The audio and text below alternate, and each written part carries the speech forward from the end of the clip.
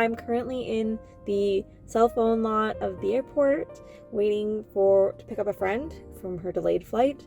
It's really interesting because I haven't seen her in 5 years since Alex and I got married. She currently lives in Seattle, so the time difference makes it really hard for us to talk and catch up. This friendship originally started years ago when she began dating a play partner of mine at the time. And eventually there was some, and by eventually I mean right away, there was some group hookups, okay? And after all of that, I ended up being the maid of honor at my former play partner, current friend, and this friend's wedding. It's been a few years. Oh my goodness, probably about 10 years now. They are now divorced, but I guess what I'm trying to say is,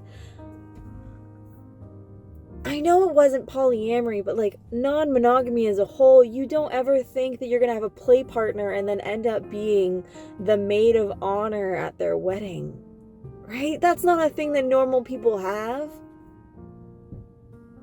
That's pretty cool though. And the fact that we're like still friends this long, and I do remember asking her, like, you know, you have all your Vietnamese friends and your university friends, like, why would you pick me to be your maid of honor? And she said that I was literally the only person who knew more than just like a scratch below the surface. Everyone else got like a very professional, kind, sweet, like student facade, I guess.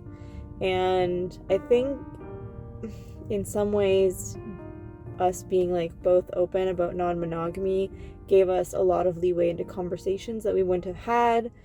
And you know, at that point in my life, I was still pretty closed off about who I told. I had maybe a couple of university friends and that was it.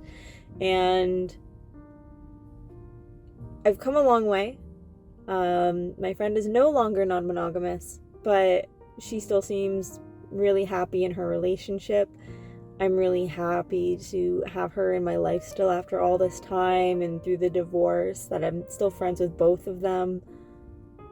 I think that these are things that are not so common in monogamous relationships. You sure hell wouldn't be play partners and the maid of honor. But yeah, I don't know if this is saying anything important. It's just a really interesting thing. I'm like, how did I get to this point in my life? I'm really excited to spend some time with her. It's gonna be really great.